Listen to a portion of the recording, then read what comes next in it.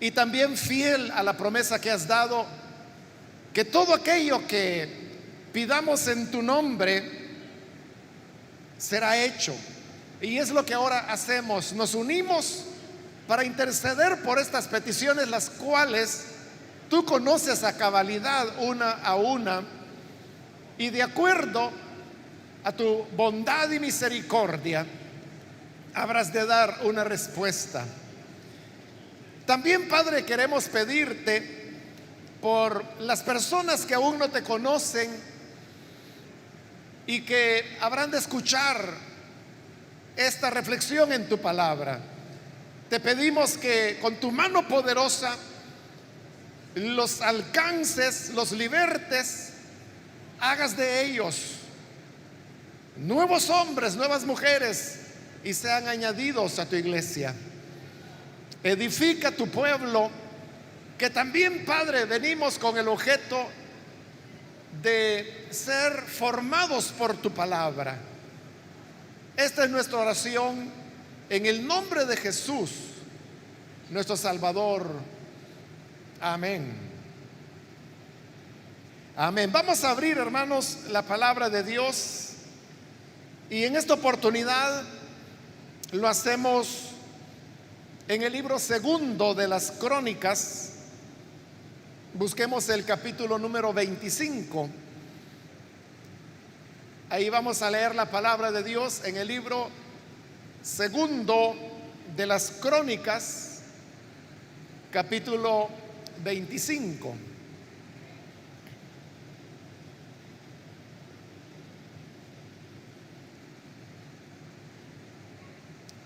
La palabra de Dios nos dice en el libro segundo de las Crónicas, capítulo 25 y versículo 19. Tú dices: he aquí, he derrotado a Edom, y tu corazón se enaltece para gloriarte. Quédate ahora en tu casa. ¿Para qué provocas un mal en que puedas caer tú y Judá contigo? Amén. Solo eso leemos. Hermanos, pueden tomar sus asientos.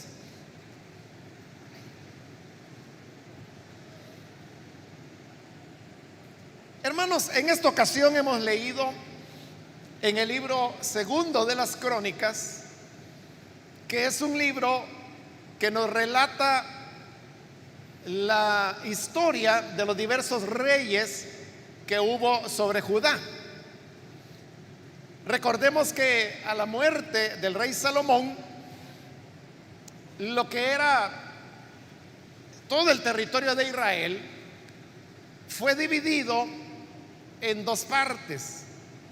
La parte más grande es la que quedó al norte del territorio, y que en la Biblia recibe el nombre de Israel, y otras veces se les da el nombre de Efraín. Y la parte que quedó al sur, que era la más pequeña y que estaba formada principalmente por la tribu de Judá, aunque habían otras tribus también, recibió el nombre de Judá. Entonces hubo reyes tanto en la parte norte, cuya capital era Samaria, como en la parte sur, que era Judá, donde la capital era Jerusalén, y donde también estaba el templo del Señor. Son historias diferentes, la de los reyes del norte y la de los reyes del sur. Estas historias usted los puede encontrar en el libro primero y segundo de los Reyes, pero en este libro, segundo de las Crónicas, que hoy hemos citado, se nos relata solamente la historia de los reyes de Judá, es decir, de la parte del sur. El pasaje que hoy hemos leído corresponde al tiempo cuando Amasías era el rey de Judá. Él comenzó a reinar muy joven, solamente tenía 25 años, porque sucede que Su padre, que había sido el anterior rey, había sido asesinado por algunos hombres perversos, y así es como él, siendo muy joven, comienza a reinar. Cuando él comienza a reinar, entonces él tenía buenas intenciones, digamos, para con Judá, y comenzó muy bien porque comenzó buscando a Dios, haciendo lo que al Señor le agradaba. Pero posteriormente él tuvo la intención de recuperar las tierras que en reinados anteriores les habían sido arrebatadas por los edomitas, quienes les habían invadido varias veces y les habían quitado territorio. Entonces Amasías tomó la decisión de ir a hacer la guerra y reconquistar estas tierras. Lo primero que hizo fue levantar un censo en Israel, e hizo tal como Moisés lo había dicho, que había que contar a los hombres de 20 años para arriba. Ellos eran los que podían prestar servicio militar. Cuando se hace el censo, resulta que había 300,000 hombres que estaban en disposición de ir a la guerra. Y esa cantidad de soldados, 300,000, era, hermanos, una cantidad grande para lo que era Judá, que era pues un territorio muy pequeño. En otras ocasiones, Judá había llegado a alcanzar más o menos esa cantidad de soldados, pero no era común que los tuvieran. Era algo que ocurría muy pocas veces. Pero cuando esto sucede, es cuando el corazón de Amasías comienza a cambiar. Porque el hecho de tener 300,000 soldados le daba la posibilidad de contar con un ejército muy poderoso. Y de alguna manera eso le desarrolló una confianza humana. Es decir, él comenzó a creer y descansar en que el ejército que tenía lo iba a sacar adelante. Es decir, ya no era tanto una cuestión de dependencia de Dios, sino que más en la cantidad de soldados que tenía. Sin embargo, él quería asegurar la victoria, y para asegurarla, él juntó 100 talentos de oro, lo cual era una cantidad grande de dinero. Y entonces este dinero se lo envió al rey de Israel para contratar de él otros 100,000 soldados que se sumaran a su ejército.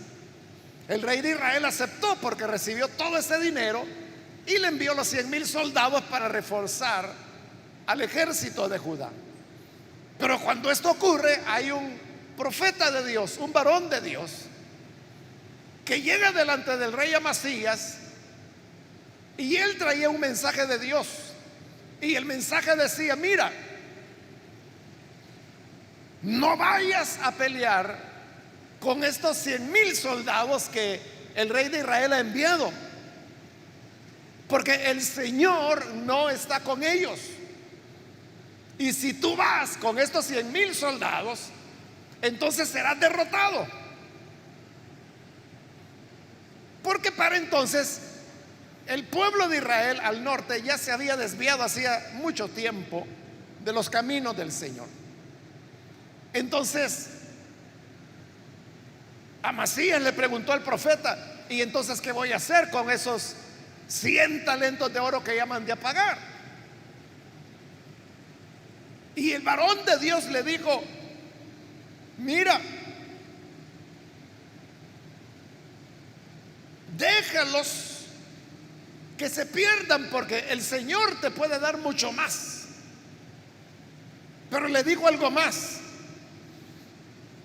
en Dios está el poder o para ayudar o para derribar. Entonces lo que el profeta le estaba diciendo: si tú vas, aunque con esos 100,000 sumas 400,000 soldados, te van a derrotar, porque así como el Señor puede dar la victoria, te puede derrotar también. Entonces Amasías obedeció y le dijo a estos 100,000 soldados que habían venido del norte: oigan, fíjense que mejor ya no, regrésense, váyanse a sus casas, que ya no los necesitamos. Ellos se enojaron muchísimo porque se sentían como burlados, a pesar de que ya se les había pagado, pero se fueron. Entonces Amasías va solamente con el ejército que tenía, ataca a Edom y les produce una derrota tremenda. En la batalla lograron terminar con 10,000 edomitas, pero capturaron a otros 10,000, a los cuales habrían de ejecutar posteriormente. Entonces Amasías había obtenido la victoria, y la había obtenido sin ayuda del rey de Israel. Es decir, la palabra de Dios se había cumplido cuando el varón de Dios le dijo: en Dios está dar la victoria o dar la derrota. Y era evidente que Dios le había dado la victoria, porque había vencido a Edom. Pero aquí viene el gran error de Amasías, y es que, habiendo derrotado a los edomitas, comete la locura que agarra los dioses de Edom, los ídolos a los cuales ellos adoraban, y se los trae para Jerusalén para adorarlos él. Entonces note, ¿por qué él está actuando así? Es porque su corazón se ha llenado de orgullo. Si ya antes había comenzado a ponerse orgulloso por la cantidad de soldados que tenía, hoy lo está mucho más por la gran victoria que Dios le ha dado. Pero el varón de Dios le había dicho que la victoria viene del Señor, Él es el que la da, o Él es el que da la derrota. Pero le había dado la victoria, y en lugar de agradecer a Dios por eso, quizás él pensó que era por su fuerza, por su ejército, por su conducción militar, y porque había derrotado a Edom. Su orgullo creció mucho más, y por eso toma los ídolos, los dioses de los edomitas, y se los trae a Jerusalén. Pero cuando llega a Jerusalén, Dios le envía a otro profeta, y este profeta le dice: mira, el Señor pregunta que ¿por qué traes los dioses de los edomitas? ¿No te das cuenta que estos dioses son los que no los pudieron defender a ellos? Por eso los derrotaste, porque estos dioses no sirven, no pudieron hacer nada por Edom. Entonces, ¿para qué los traes tú, si tú tienes el Dios que te dio la victoria? Lo que le estaba diciendo este profeta de Dios era muy cierto. O sea, eso es de sentido común. Si Edom había sido derrotado, es porque sus dioses no existían, eran falsos, eran un fraude. Habían demostrado que no son Dios en verdad, y aún así Amasías se los trae para adorarlos en Jerusalén.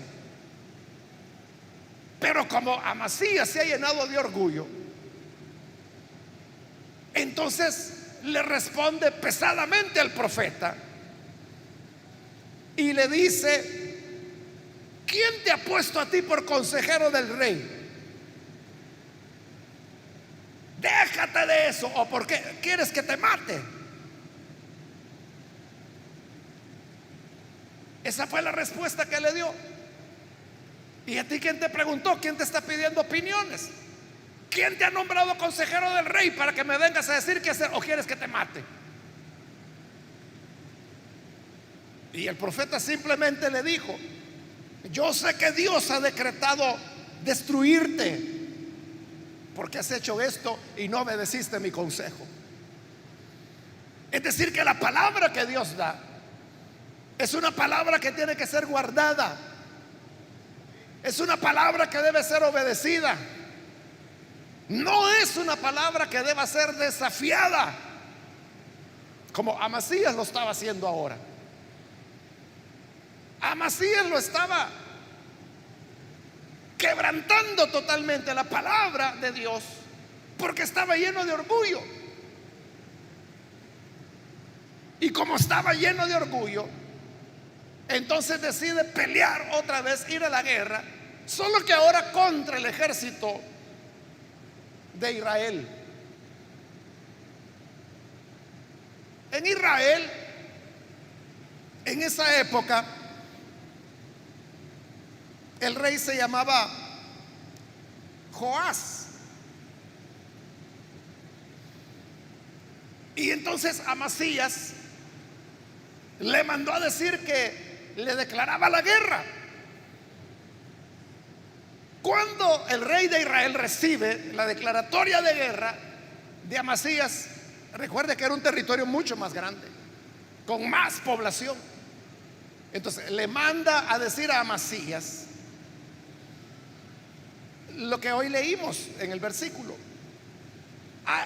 he aquí, tú dices, he derrotado a Edom, y tu corazón se enaltece para gloriarte. Quédate ahora en tu casa. ¿Para qué provocas un mal en que puedas caer tú y Judá contigo? Joás, hermano, era, como le digo, el rey del norte, que no estaban bien delante de Dios. Pero lo que le está diciendo a Amasías es toda la verdad. Ahí está la clave de todo. Le está diciendo: como derrotaste a Edom, ahora tu corazón se enaltece para gloriarte. Ese era el problema, que Amasías estaba tan orgulloso por lo que había logrado en la vida. Él estaba tan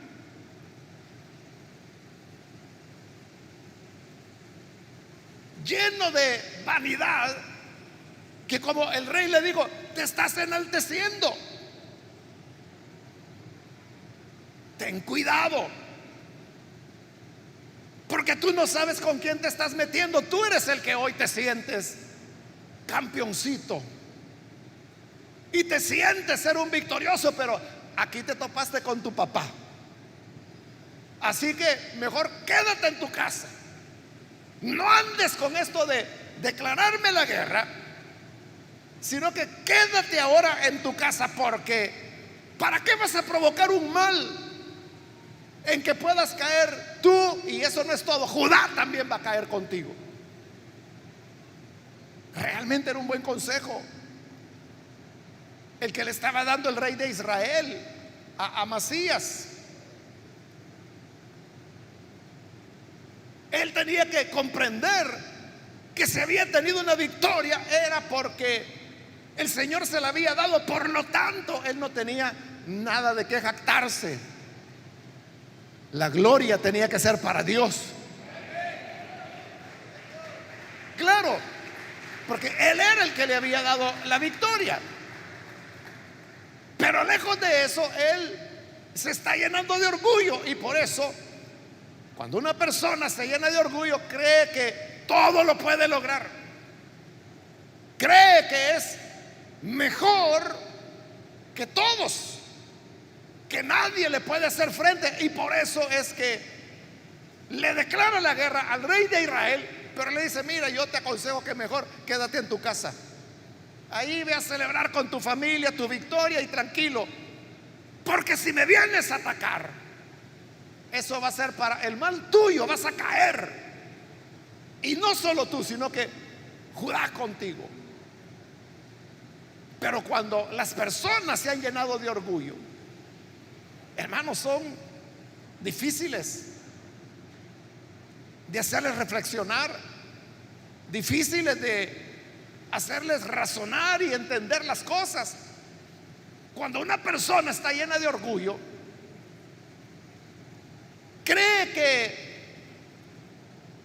todo lo puede, ya no oye consejos, no quiso oír al profeta que le dijo: ¿para qué traes esos dioses que a Edom no le sirvieron de nada? Si a ellos no los ayudaron, ¿cómo te va a ayudar a ti? Pero él le dijo: bueno, metido, ¿y a vos quién te está pidiendo opiniones? ¿Quién te ha nombrado consejero del rey?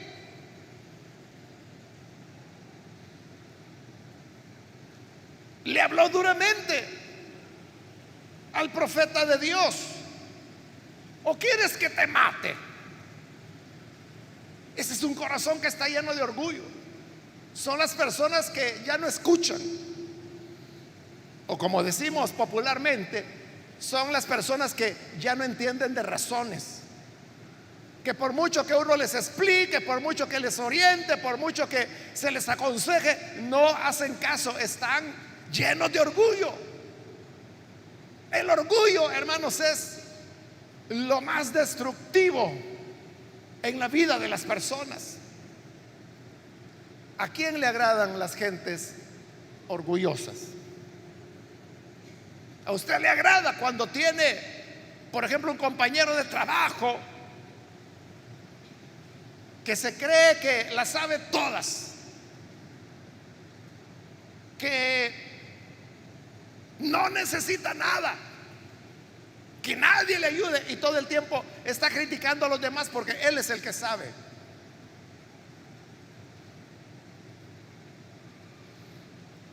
¿A quién le agrada tener un compañero de trabajo así? ¿O a quién le agrada tener un compañero de estudios que también cree que todo lo sabe y que lo que él dice es lo correcto y que así tienen que ser las cosas? Sobre todo ahora, cuando se les ha metido de que en todo lo que estudian quieren que los estudiantes estén haciendo trabajos de grupo. Pero ¿quién quiere tener en su grupo a ese orgulloso o a esa orgullosa que cree que tiene la razón todo el tiempo y que las cosas tienen que ser como él o como ella dice, y que si es así que no va a servir? ¿A quién le gusta trabajar con eso? A nadie nos agradan las gentes que son orgullosas, petulantes, creídas, como decimos. Pero si a nosotros los seres humanos no nos agradan, mucho más no le agradan al Señor. En la Biblia usted sabe que hay varios pasajes. En Proverbios, por ejemplo, dice que antes de la caída es el enaltecimiento. Todas las personas que se enaltecen terminan humilladas. En el Nuevo Testamento también la Escritura dice: Dios resiste al soberbio, pero le da gracia al humilde. El favor de Dios siempre es para la persona humilde. Y vea que hay algo interesante, hermanos, en la vida, y es que normalmente las personas que de verdad saben son los que menos se glorían de eso. Y el que no sabe es el que tiene que estar alegando que él sí puede, que yo conozco, que yo he leído tal cosa, que yo sé tal otra. Es el que todo el tiempo se está jactando. Porque el que de verdad sabe, en la medida que va aprendiendo, se va dando cuenta que el conocimiento es un océano inmenso. Y como lo dijo este antiguo filósofo, que mientras más conocía, él decía: yo solo sé que no sé nada. Pero cuando una persona cree saber, bueno, eso la misma Escritura lo dice, ¿no? que aquel que piensa que sabe aún no sabe nada como debería saberlo, dice la Biblia. Así es, cuando la persona se jacta, es que no sabe.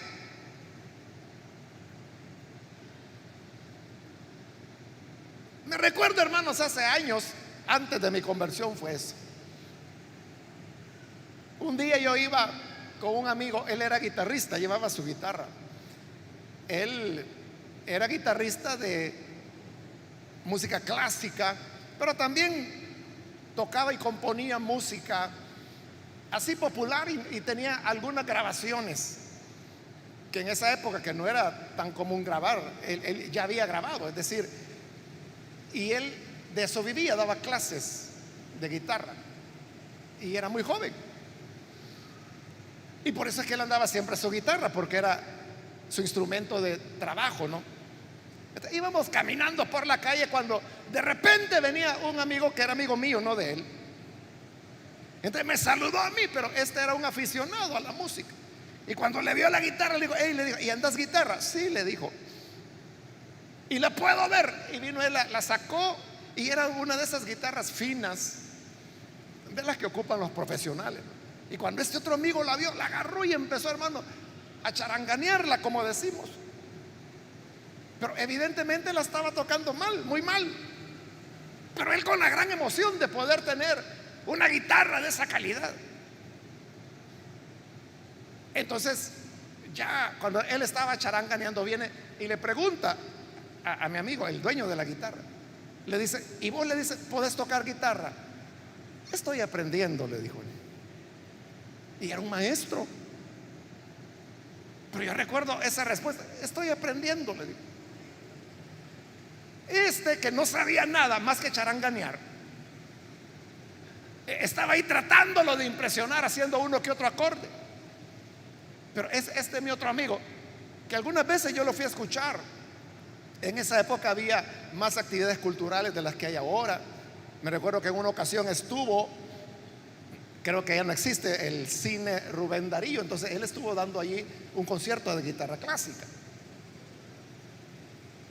Es decir, él no era, hermanos, de cantar el Carbonero, ¿verdad? Sino que era ya guitarrista profesional. Pero nunca me voy a olvidar de la respuesta de él.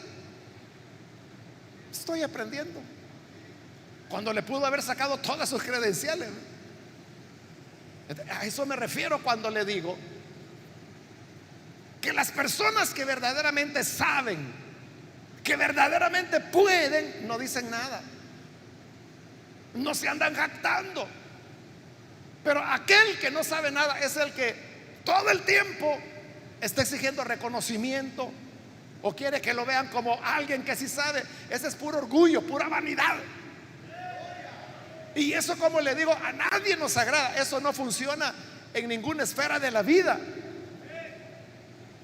Y mucho menos va a funcionar delante de Dios, porque Dios conoce el corazón de cada persona. Y Dios lo que ha dicho es que el corazón contrito, humillado, ese es el que Dios no desecha.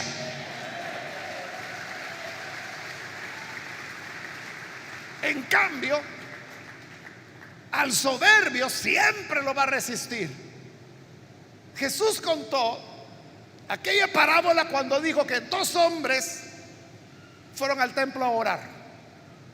Uno era fariseo, o sea, bien religioso, y el otro era cobrador de impuestos, lo que se consideraba lo más bajo de la época. El fariseo oraba con él mismo y decía: Señor, te doy gracias porque yo no soy ladrón, no soy adúltero, no soy mentiroso. Además, ayuno 2 veces por semana, entrego todos los diezmos de todo lo que tengo. Así que gracias te doy por ser tan bueno.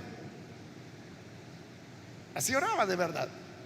Y el otro, que era el publicano, dijo el Señor que él ni quiso acercarse al templo, ni siquiera quería levantar su mirada para ver el edificio, porque sentía que no era digno de ver el templo del Señor.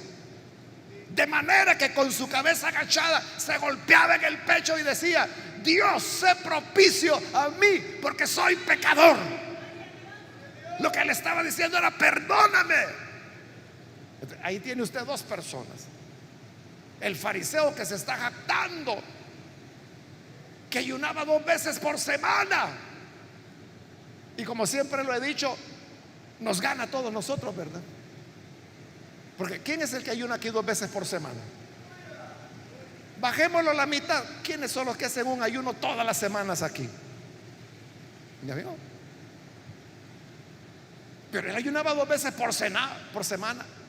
Daba los diezmos de todo. No mentía, no era adúltero, no era mal pensado. Era muy religioso.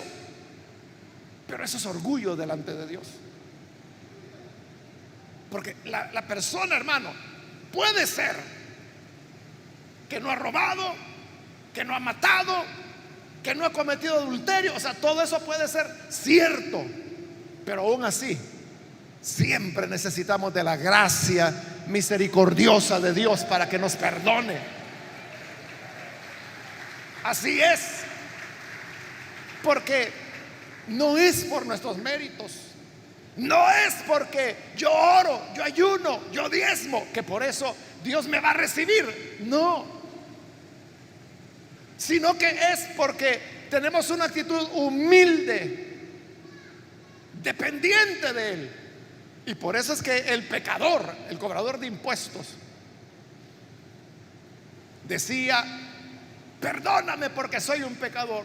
Y Jesús dijo: este regresó a su casa salvado, justificado, pero el otro no.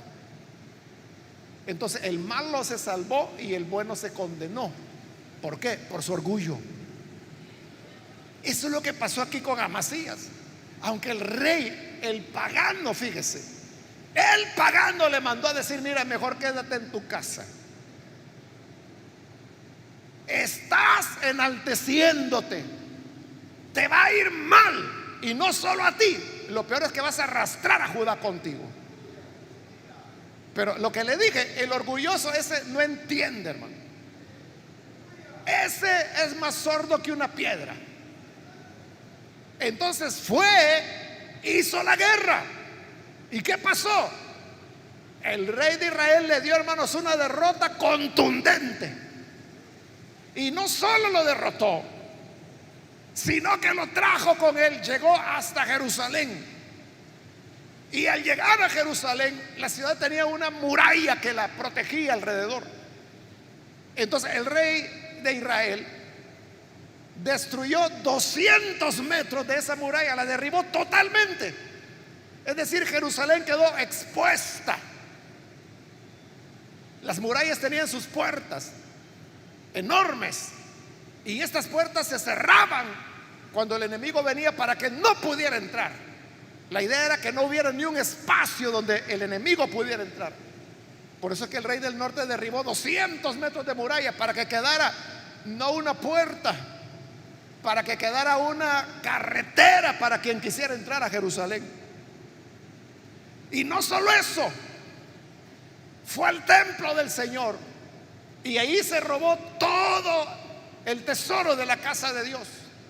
Y no solo eso, fue al palacio del rey Amasías y le robó todos los tesoros que él tenía.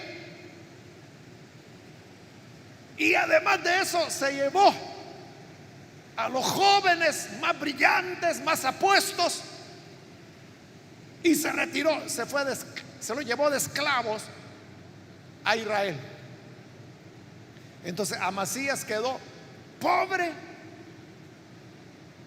con una muralla derribada, con el templo de Dios saqueado, con su riqueza personal también robada,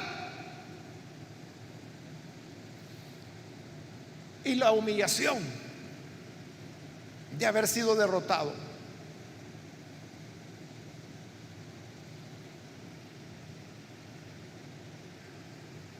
Los últimos días de Amasías fueron tristes, porque ante la derrota la gente se molestó y algunos comenzaron a hacer un plan para matarlo.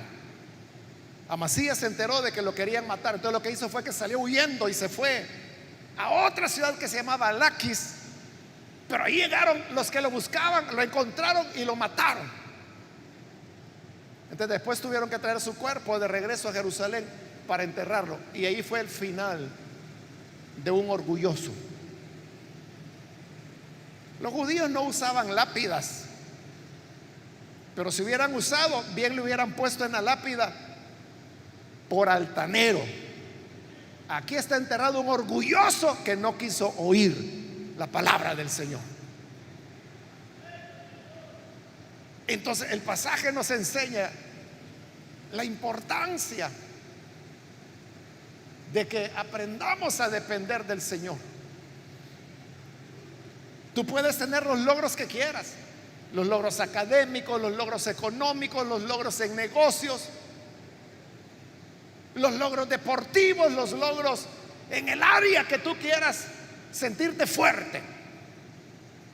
Pero si no aprendemos a ser humildes delante de Dios, nada le cuesta a Dios humillarnos. Y que nuestro final sea como el de Amasías, que después de haber estado en la gloria y de haber hecho la voluntad de Dios, termina en una triste tumba. Aquí quedó el orgulloso. Que Dios nos ayude y nos guarde para que todo el tiempo nosotros estemos dependiendo de Él. Vamos a cerrar nuestros ojos. Y antes de orar, hermanos, yo quiero hacer una invitación para las personas que todavía no han recibido al Señor Jesús como su Salvador. Pero al escuchar la palabra, si usted se da cuenta de cómo Dios lo que requiere de nosotros es humildad. Humildad. Yo quiero invitarle para que hoy usted pueda venir humildemente ante Dios a recibirlo como Salvador. Y la Escritura dice que aquel que se humilla, el Señor lo exalta. Aquí hay una persona que ha pasado ya, Dios le bendiga. Si hay alguien más que necesita venir para recibir al Señor Jesús, puede ponerse en pie para que oremos por usted. Cualquier otro amigo o amiga que ha oído la palabra y hoy ha entendido la importancia de escuchar humildemente la palabra de Dios, venga para recibir al Hijo de Dios.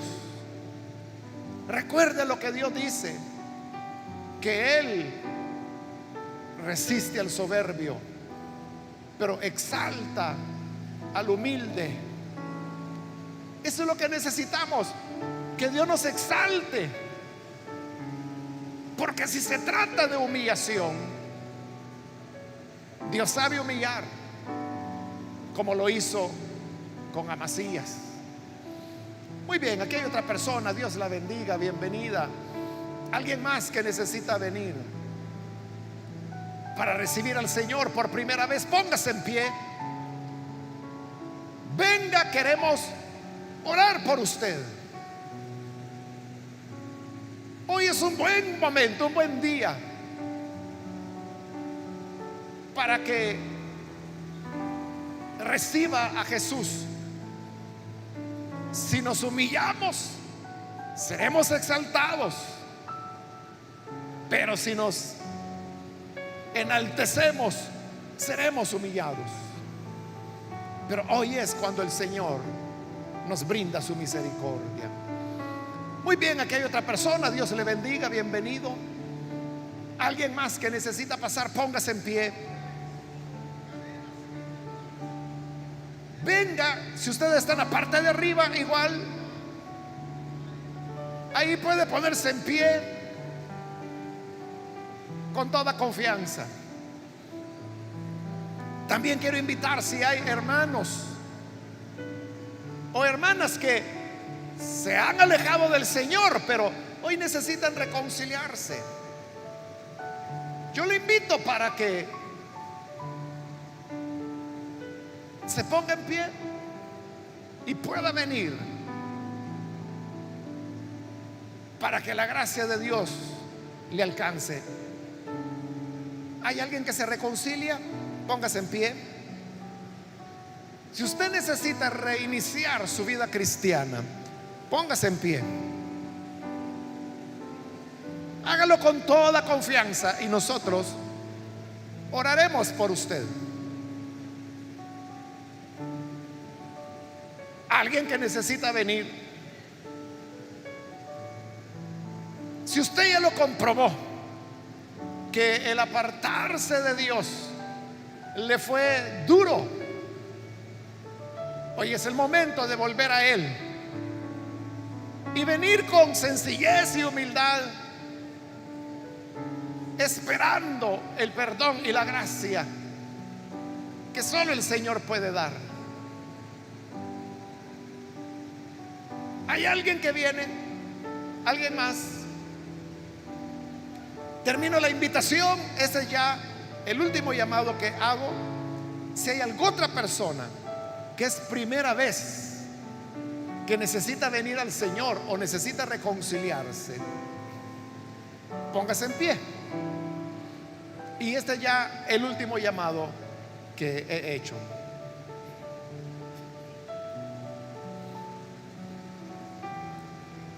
A usted que nos ve por televisión, por internet o escucha por radio, quiero invitarle para que se una con las personas que están aquí al frente y reciba también al Señor como Salvador. Ore con nosotros. Señor amado, gracias te damos por estas personas que están ahora acá al frente, como también aquellos que a través de los medios de comunicación hoy se están uniendo en esta oración, en cualquier lugar donde ven o escuchan, pero ahí donde hay humildad y donde esta oración se hace con sencillez, llega, Padre, para perdonarles, para cambiarles, hacerles nuevas criaturas, porque tú siempre, Señor, te agradas de aquel que tiene un corazón humilde, un corazón contrito, un corazón arrepentido y que viene ante ti con temor y reverencia. A ellos exáltalos con tu salvación, perdónales, hazles nuevas criaturas, de tal manera, Señor, que puedan servirte y amarte cada día de sus vidas. Bendice, Padre, a cada persona. Ayúdanos a todos para poder actuar en humildad. Ayúdanos, Señor, que podamos vivir en sencillez, sabiendo que tú das gracia al humilde, pero al altivo lo miras de lejos. Guárdanos del orgullo y ayúdanos para que nuestro corazón sea siempre sencillo delante de ti. En el nombre de Jesús nuestro Señor lo pedimos. Amén.